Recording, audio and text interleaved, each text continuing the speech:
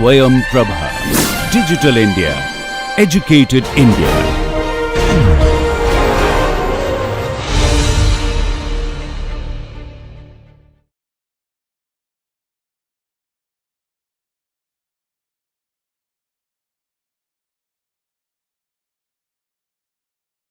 This is another important topic. This is a very big topic, so I will not talk very long. I will make it short. This is a topic related to sustainability, solid waste management, and so on. Okay, so this is a topic which you might have known about it, read about it. You might be seeing every day when you walk in various parts of our city and town. Okay, so. But I'm just looking at the marine environment, what is happening to polymers, because ultimately all plastic waste which we dump in land, in the rivers, they all go to the sea and they end up there actually. So this is a big problem. I think there is no one solution, there has to be many solutions for solving this problem. So we all use a lot of plastics, right? If you look around, there are so much of plastic around actually, so much of plastic. Even cars have a lot of plastics. Okay, nowadays, except for the engine and some of the tubings, rest all are plastic. So cars, paints, practically everything. Without plastic, we cannot live at all. But where do they end up finally? Yeah, finally they will all end up in sea only, ultimately. Okay, some of them are called single-use plastic. You have heard of single-use plastics, all of you? So things like, what are single-use plastics? I use it once and throw it, right? When you go to supermarket, you will see some plastic covers on vegetables, fruits, so we throw it. Your straws, then your plastic cups, and then packaging material. I think packaging, when your laptops come, a lot of packaging material. That's called a single-use plastic. When they cover big boxes with plastic, they are all single-use plastic. So single-use plastics also a very big problem. And mostly those single-use plastics are made up of, any idea? Polyethylene, then what else? Polypropylene, okay, and then polystyrene, all the packaging which is polystyrene. Then your water bottles, what? Yeah, PET is polyester, right? And then if you look at the wire, all the electric wires, the top portion, that is what polymer?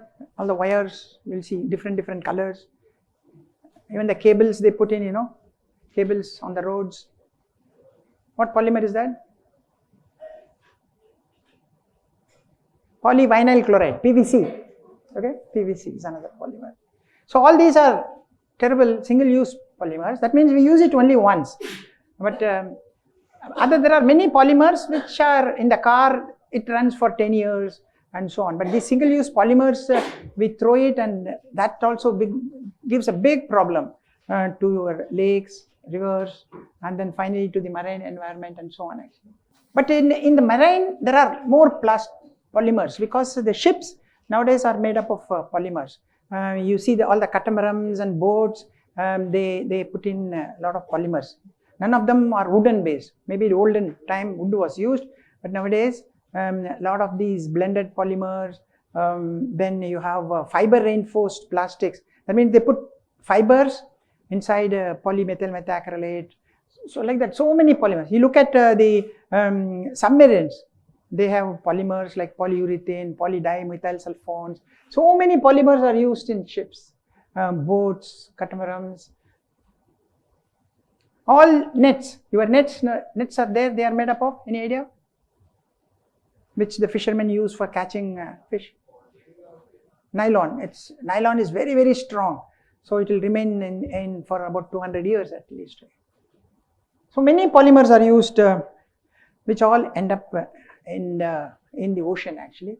The polymers which we produce in the land, which we throw, goes during monsoon, goes to the rivers, underground water, and then they all end up in the marine actually.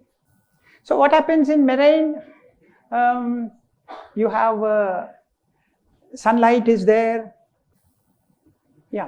Sunlight produces a lot of UV radiation, and then so it breaks the polymer into pieces. And then you have the bacterial biofilms forming. Biofouling is also forming.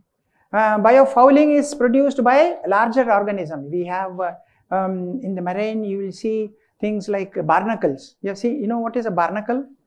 You must have seen barnacles, right? They go and attach to the surfaces, very, very strong.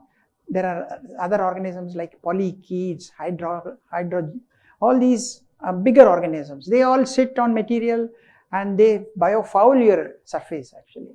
Then you have the heat, UV radiation, and then you have the waves. So winds are there, so the polymer gets broken into smaller pieces. So we have deterioration is happening to the polymers. Polymers become smaller and smaller pieces. So it becomes micron sized. So it becomes even microplastics. Now that has become a very, very big issue nowadays. It's called microplastics. The polymer becomes very small into micron range. So anything less than 5 micron is called a microplastic. So what happens? The animals, fish, the tortoise, which are there in the sea, think it's food, and they start eating that because the food size, like proteins and other food also is of that size. So they eat this. So the polymer also goes inside their stomach. These microplastics goes inside the stomach also. Okay, and some of the fish, when the fisherman catches and it comes to your dinner table, some of the microplastics which are stuck in the fish parts may be coming back to you also. Yeah. So there is nowadays a worry in European countries. Maybe the microplastic is coming back to the dinner table. A lot of microplastics are coming back because they eat a lot of fish. Because India also a lot of fish eating near the sea coast. So microplastics is that problem. They get stuck to the polymer, the fish, and then they end up in our tables also. So that is another problem. So apart from the waste, solid waste that is generated by the polymers, microplastics is also a problem. Big fish also start eating polymer which is there in the marine, thinking it's food.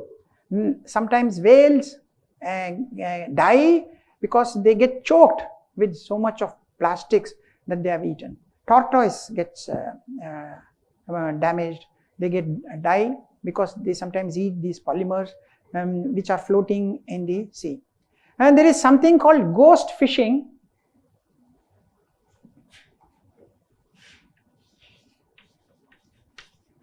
Ghost fishing, what happens is some fish or even some tortoise gets caught in some of the polymer debris that are floating in the marine. For example, tortoise may get caught in the net which is thrown in the sea, and they get entangled, they may die. That's why it's called ghost fishing. So marine species, fish, tortoise, they can get entangled and they get caught in that actually. So many problems happen because of, one is because of the microplastics, because of these ghost fishing, because of the solid debris formation. All these are because of the polymers which are found in the marine environment. Again, this biofouling is a big loss to the marine environment, marine business industry, because what happens is when bacteria, biofouls get stuck, so the ship surface is full of these fouling, so the ship becomes slower, the speed of the ship also goes down. So that's a very big problem for the marine industry. They say that they have to spend more fuel on the ship because of these type of biofouling that is happening in the polymer which gets stuck there. Some pictures, you might have seen such pictures, right? Polymers, big mountains of it, a lot of bottles, polyesters. Okay, you've all seen like this in your places, right? All of us have seen. Sometimes you might have seen even cows going and eating that. There are many cases where cows get choked and when they open their stomach, there is so much of debris, polymers coming out actually. When birds get choked, because some of them are very colorful, birds think they are food, and they start eating them and getting choked inside. These are birds, you can see, albatross, they are almost like eagle, big ones. So much of polymer inside, because many colorful caps and tops of the bottles and so on, so they think it's very attractive, then start eating it and getting choked to that. Toothbrush, bottle caps, toys, a lot of polyesters, polypropylenes, all inside actually. So look at the degradation of some of these polymers. Plastic bags, 10 to 20 years. Plastic bottles, polypropylene bottles, 450 years. Okay. Nets, commercial nets, that's made up of nylon, 30 to 40 years. Polystyrene cups, we use polystyrene cups for having tea, 500 years. Plastic beverage bottle, 450 years. So imagine how much polymer if each of us consume and thrown. Nylon fabric, 30 to 40 years, polyester bags, polystyrene cups. So all these we have produced over the past 50 years, right? That's our contribution to the environment. Great job. Of course, West does more damage to the, because the US, they consume 12 times more plastic than the eastern side of it. Europe also consumes 6 or 7 times more plastic but then that is not a solution. We also produce a lot of plastic waste, which is damaging the environment, the flora and fauna, both.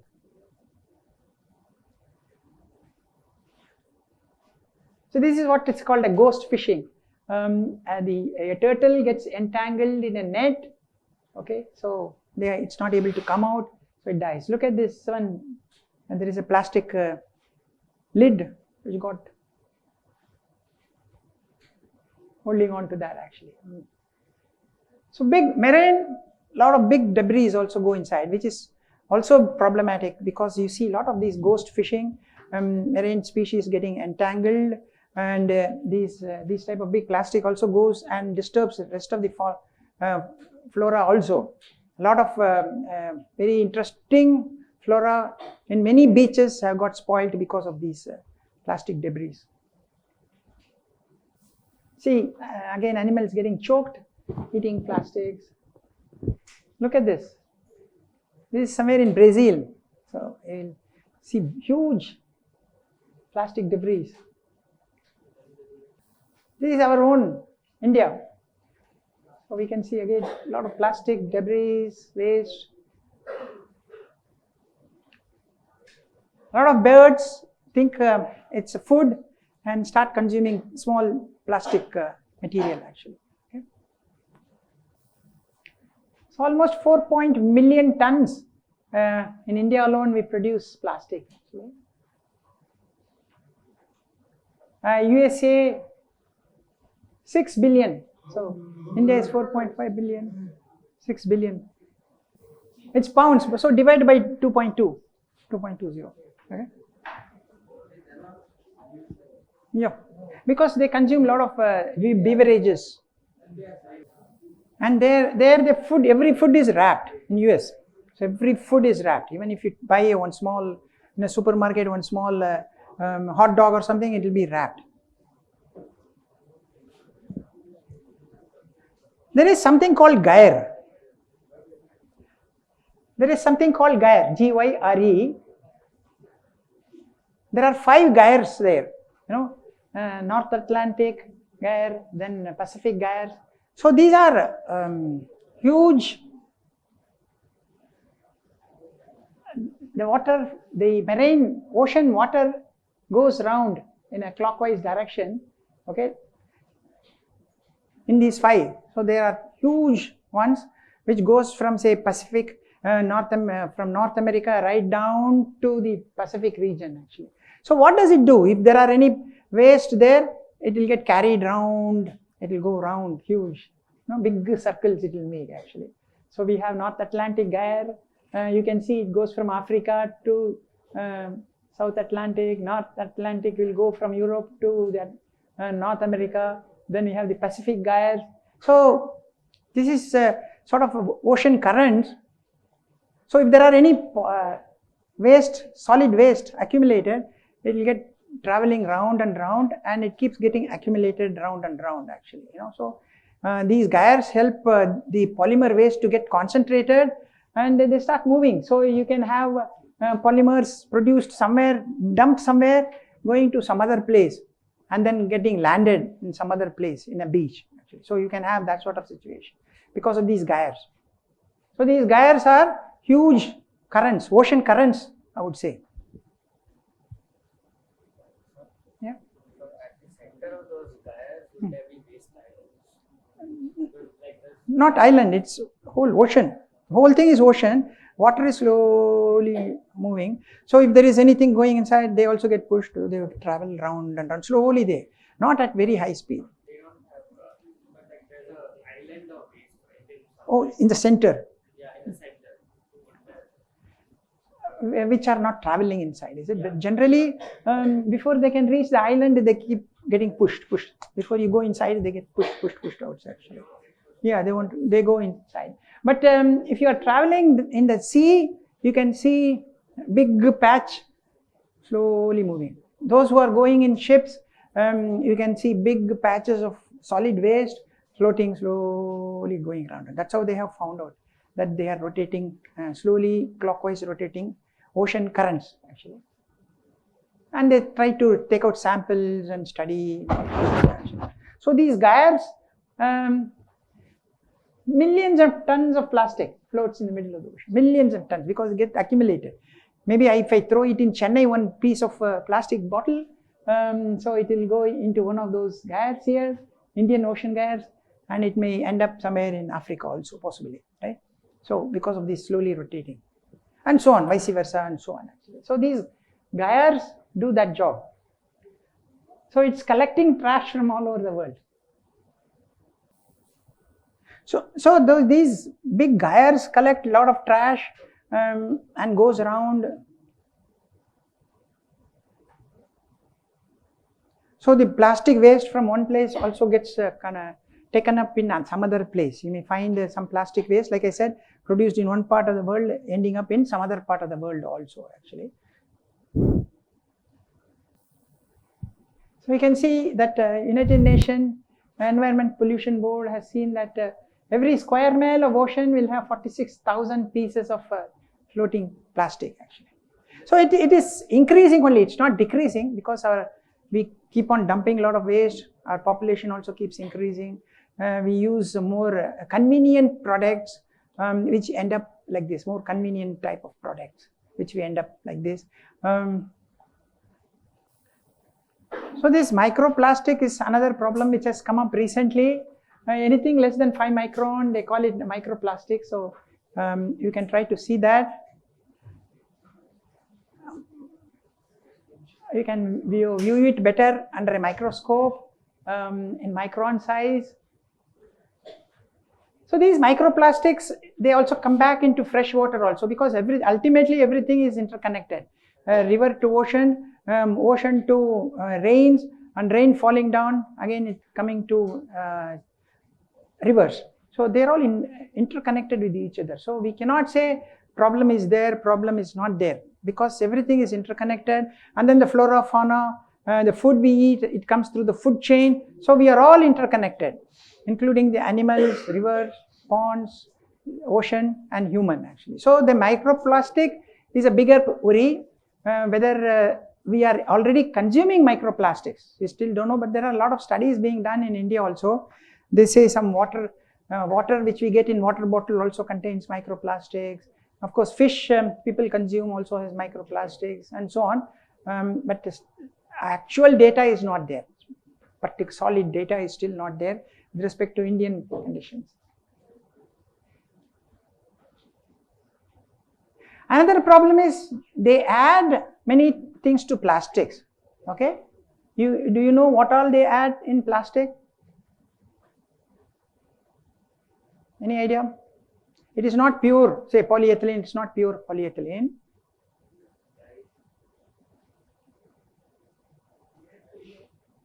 Because pure polyethylene we cannot make into a sheet.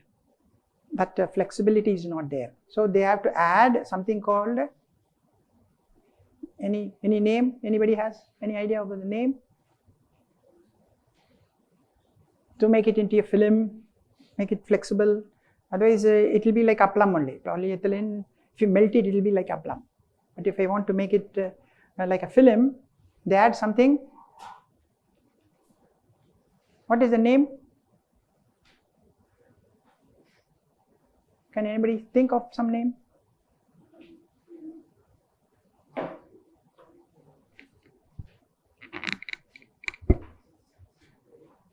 They add something called plasticizer. Okay, it's dioctyl phthalate. Otherwise, any polymer, it will be like aplam only. We melt it. We need to make it like a film and flexible. Then they have to add plasticizers. So they always add plasticizers. Number one. Number two, some polymers are colored, right? Plastic bottle cap, red color, green color. So they add some colorant.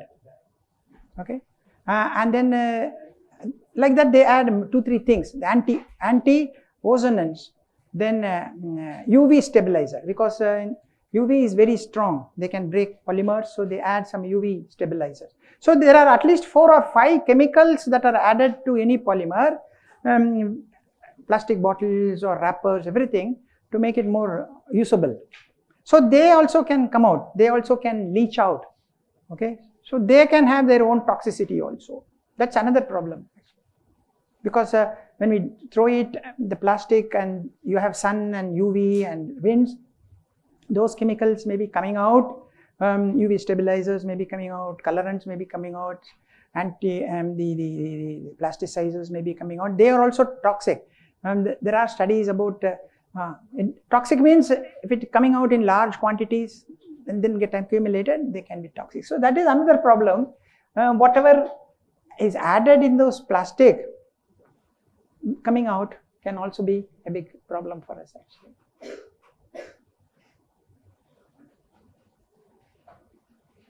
So you look at this, in 2018 in Europe and Japan, they found microplastic in human feces. That means it has come through their food and it has gone through their body and then come out as a feces, right? So that's very worrying also.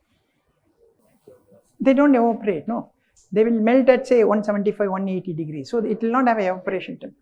With the water vapor which is evaporating, how will they come? Ah, you answered that question. Water vapor evaporates, plastic does not evaporate. Can anybody answer? Why does water vapor evaporate? Isn't the plastic too big to like come with No, first answer. Why does water vapor evaporate? Because? Yeah, so what is the temperature for water vapor evaporate? 100 degrees. Okay. Now take plastic. Plastic melts at 175 to 200. It does not have an evaporation temperature. So it won't evaporate. So the solid microplastics, would they get carried by the hot air currents? They are heavier than air, right? So it won't get carried. So how would they go into rain? It can get carried away, just like when there is too much wind, dust comes, no? So if the size and density matches, it can. But if density is higher, it won't get lifted. Not through rain. Yeah, not through air, more through travel and the What would like the health issues be if humans consume microplastic? Plastic, you saw some pictures of animals and all, right? So one is plastic accumulated. They are not going to, the enzymes designed in our body are meant to break starch, sugars, right? We eat all rice and fruits and vegetables and starchy food. So none of the enzymes can degrade.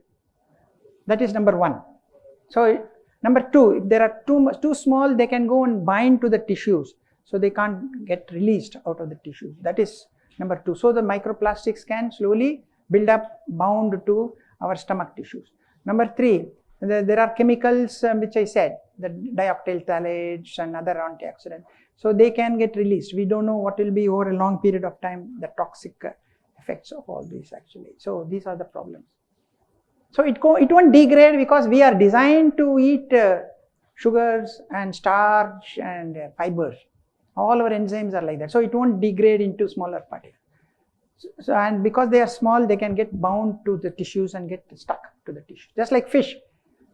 In fish also, they just get stuck. They are so small, it gets stuck to the tissues and fats and like that. So most of the waste in the marine comes 80%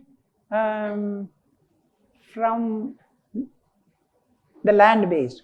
So marine does not have its own plastic waste coming. It's all coming from our land. What we, like I said, what we dump due to rain, they get washed, go to, say in Chennai we have Kuvam river, we have Adayar river, so they go to that. There is underground waste that also goes there. Then all the rivers go to ocean. So 80% comes from there. So no waste, no plastic waste is produced in the marine itself actually. So the land is the main source for this type of debris actually. I want to show something interesting. This is in Chennai. So how many people from Chennai? Tamil Nadu, Chennai? Anybody from Chennai? Yeah. This is for you people. Oh, a lot of it. So please make a note of it. Look at these pictures, nice pictures of our Chennai beach. It's all because of us. We did a study. Yeah, we did a study. We took samples of sand from this coast of Chennai side. You know, we went right up to. There are many places like Thiruvanmayur beach. Okay, Gandhinagar beach, Marina beach, Kovalam, Injambakkam, Panayar. So you heard of all these places, right? Chennai guys? Kovalam and Injambakkam and all that. So we went to these many places and we took out sand and then we sieved the sand and looked at the plastic waste, how much plastic is there in sand. So gram of plastic waste per kg of sand. So you can see almost in some places 3.5, almost 4 grams. 4 grams of plastic waste per kg of sand, predominantly in these two places, Marina Beach, okay, and this one. Why is it? Because we all go, right? Summertime, everybody goes to these beaches, so we produce a lot of these waste. So almost 3 point. Nilangare also people go. Some places where people, some beaches where people don't go much, the percentage gram wise it's much less. But this is very common. You can see Marina Beach. If you go in a summer time to the beaches, it will be so many people will be there, right? A lot. Children, especially during summer holidays, you'll see a lot of crowd. So thanks to us, we produce quite a lot of plastic. So it will keep going up only unless someone takes interest. People take interest to address this problem, because it will keep going up and up only. This was done about 6-7 years back. So another 10 years it may be even getting doubled unless we all consciously take interest to see how it can be prevented. Okay, so there's quite a lot, 3 grams you'll see.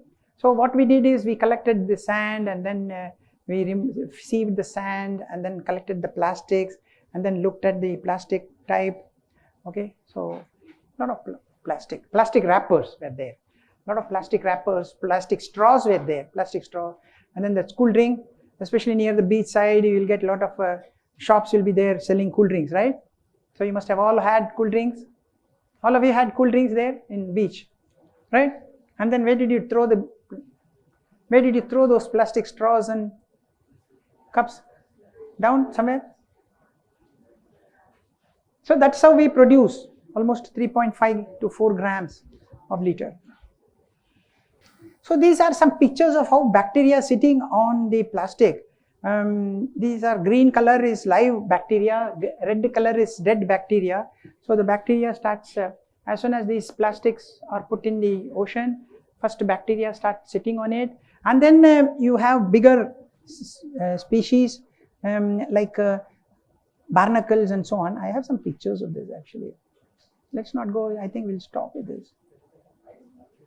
Yeah, these are The biofouling thing, as I said, you can see the ship, so much of biofouling happens. These are biofouling. Bigger animals, not bacteria, bigger animals like barnacles, they sit, and it becomes very difficult to remove these barnacles. They have to use even such big vehicles to remove that actually. Once these barnacles start biofouling, the speed of the ship goes down. So as you can see, they say that they have to use more fuel to drive the ship, and if there is more biofouling that happens, they have to bring the ship to the dry dock. It's called dry dock. They bring the ship to the dry place and remove all these barnacles that are stuck to the shipping bodies. It's called dry dock.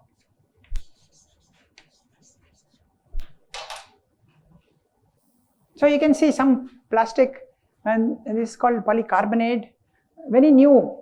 After a month, I think you can see a lot of biofouling and bacterial adhesions and so on the plastic. Right, so that the ships won't. Yeah, they are working on it, but the coating will not last too long, right? There are anti-fouling paints are there. It's called anti-fouling paints. They are doing anti-fouling paints. It prevents for some time. It prevents for some time, but not for a long time. We can't do dry docking very regularly because the company loses a lot of money. Ships have to be all the, like your airplane. It has to be all the time in the movement. Otherwise, they lose money, right? If it is not in movement, right?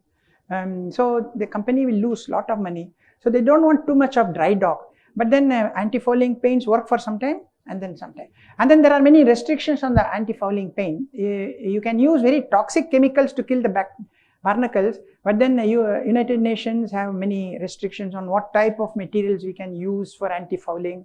There are many restrictions because then it may kill other flora fauna also around the place.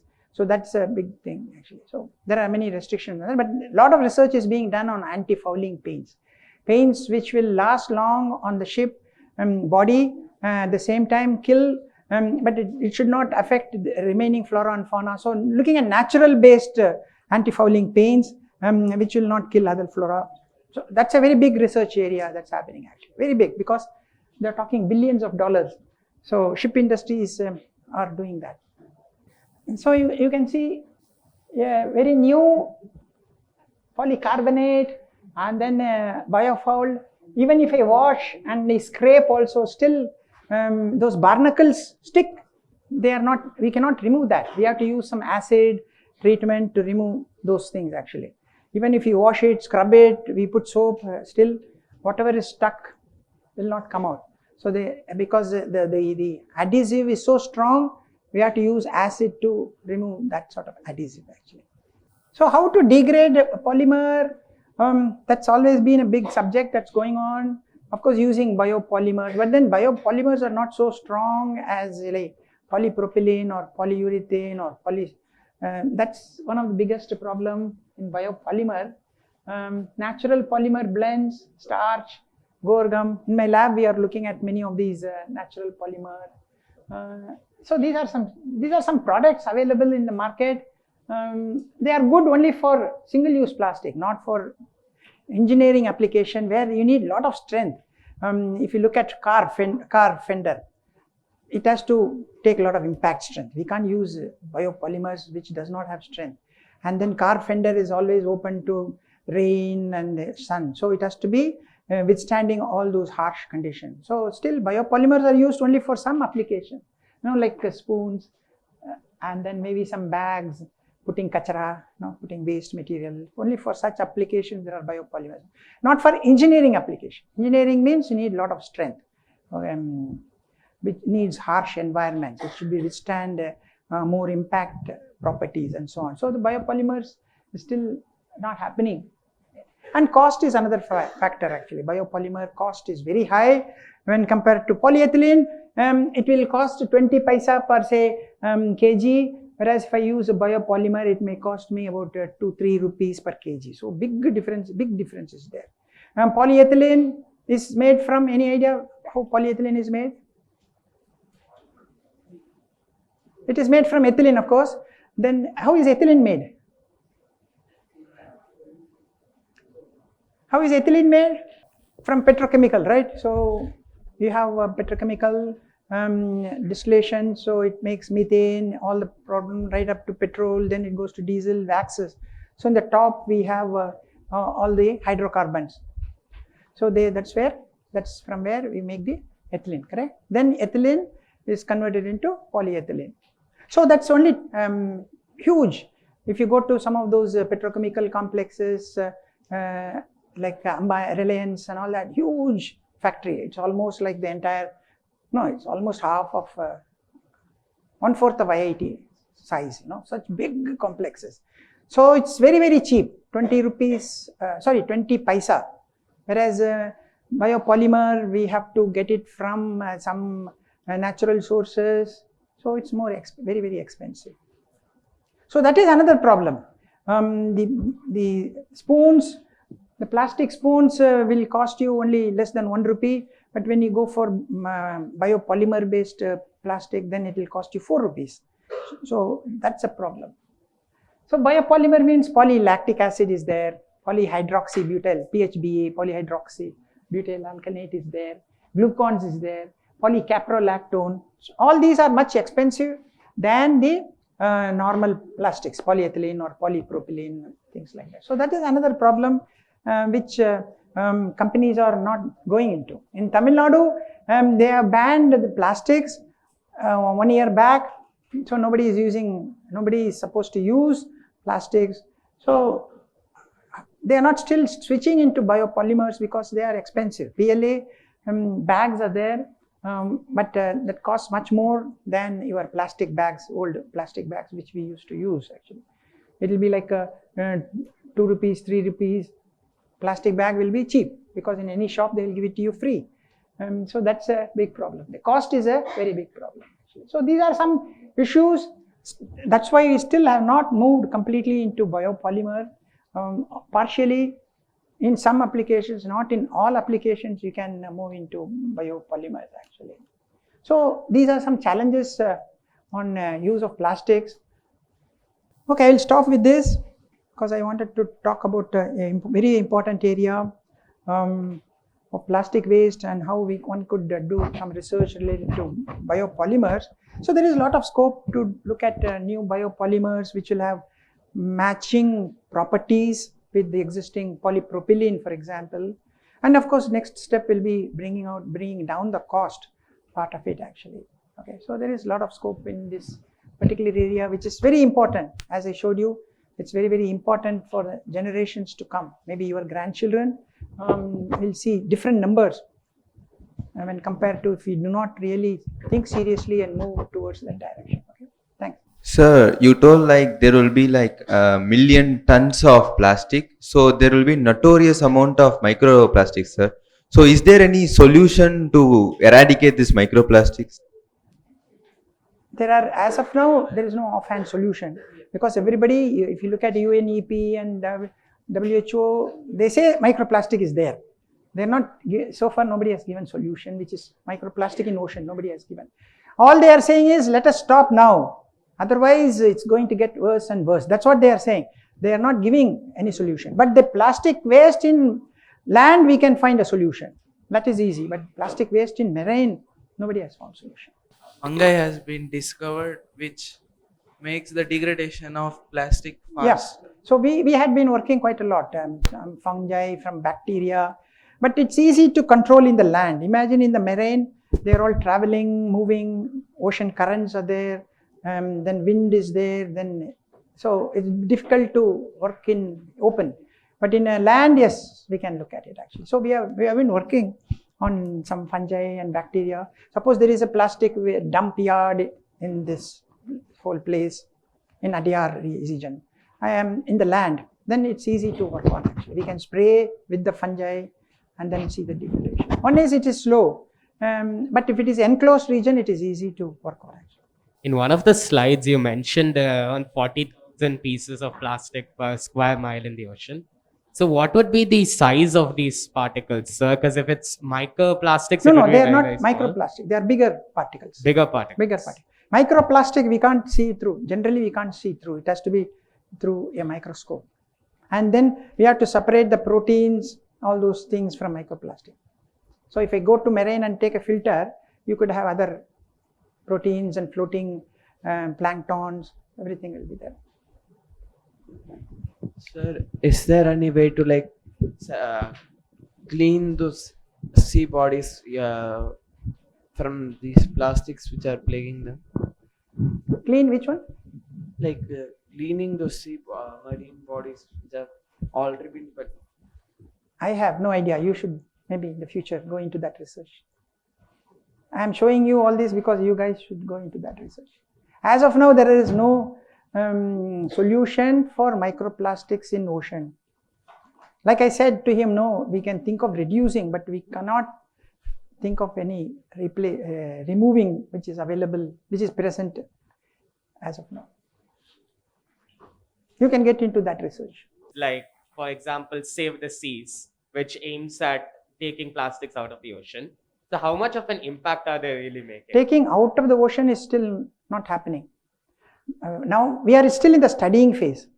We are trying to study how much microplastic is there in different parts of the world. We still don't have data for many parts. What type of microplastics are there? Still we are studying that data. It's still, we have not crossed that of saying there are 800 kg of microplastics in Tamil Nadu beaches or 100 kg of microplastic in African. That data is still not there. You cannot remove plastics are available in the ocean, which is difficult. We can try to prevent plastic entering the ocean through various, like if you take Tamil Nadu, Chennai means I know there are two rivers, Adiyar and Kuvam. So we can prevent, we can have some designs which will prevent those plastics reaching the ocean. That you can do. sir, like people like are cleaning rivers and they were quite successful in doing so in many places. So why can't it be extended to bigger water bodies? River in one region, it cannot be entire river will be devoid. Like suppose I am interested in Chennai, I can try to remove plastics in Adiyar and Kuvam in the Chennai region, Greater Chennai. Greater Chennai, that means about 5 kilometers, not 5 kilometers, 15 kilometers north and south. So it can be coordinated with the. So why can't this be done for a bigger region? Like, because they have been successful for doing it for smaller regions. Then why can't we just extrapolate and say will Cost is there. First we have to prevent people dumping. If I remove everything and tomorrow after for 1 year people start dumping, it's of no use. First we have to change the mindset of people not to create this pollution, number one. Number two, we can start with smaller cities. We know which cities are problematic, right? Which have a lot of industrialization, which have a lot of population. These are the problem, right? Industrialization, population. So those cities have to be addressed first. Then we can go for town. Again, cost and technologies, all those things. And then how do you address those waste which we have collected? All those things we need to. Suppose I am collecting 1 million tons of plastic in Greater Chennai region, which is about 25 kilometers around. What will I do with the 1 million tons of? So I need to have the entire roadmap clear actually. And then the cost. But then they are doing for small regions, but not, still they have not scaled it up to big regions. Yes. The cost is a big problem. But first we have to address the mindset. That's very important. People like you should take that up. Sir, what are some of the efforts or the ongoing studies made in terms of degrading plastic or these kind of synthetic polymers? Yeah, a lot of papers are there. You go to Google and then say polymer degradation using bacteria and fungi. You will see a lot of papers.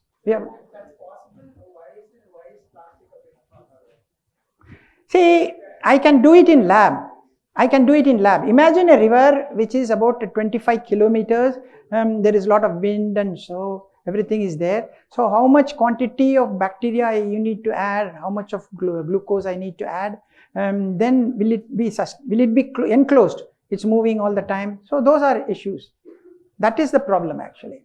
If it is a small region, you give me 1 kg of plastic, keep it in this room, we have bacteria and fungi to degrade that. But the same 1 kg, if we put it in the lake there, it becomes spread out, then winds are there, it's moving, so how much of glucose I need to use, all those issues come into picture. How much of bacteria I need to use, all those issues come into picture. For if plastic waste, there are many ways. There are incineration is there. There are some companies which are trying to do anaerobic pyrolysis so that they get some petrol out of there. So there are some procedures there. And there are some companies which make some petrol. After all, polyethylene is made from some CH2 like that, right? So anaerobic pyrolysis to make some petrol. So there are some people are doing those things. But if it is spread out in an open land, that becomes a problem. Any predictions been made as to how much they will be able to reduce over time? And if so, how long it will take to do so? How much to get? First is the million tons which I talked about will take maybe 150 to 200 years. But we will not try to increase that million tons to 2 million tons if we can prevent it entering the marine source. Because if we don't have that mindset, we keep on dumping and it keeps on increasing. First, let's stop that first actually. Like I said, the open oceans degrading is a big problem, but in a closed environment, we can work on. Many papers, publications are there if you could do a Google search on different organisms. So many studies are being done on that actually. We can modify, we can first heat it up, then use it microorganisms. So many studies that people have done on this research. Any other question? Thanks. I'll stop with this.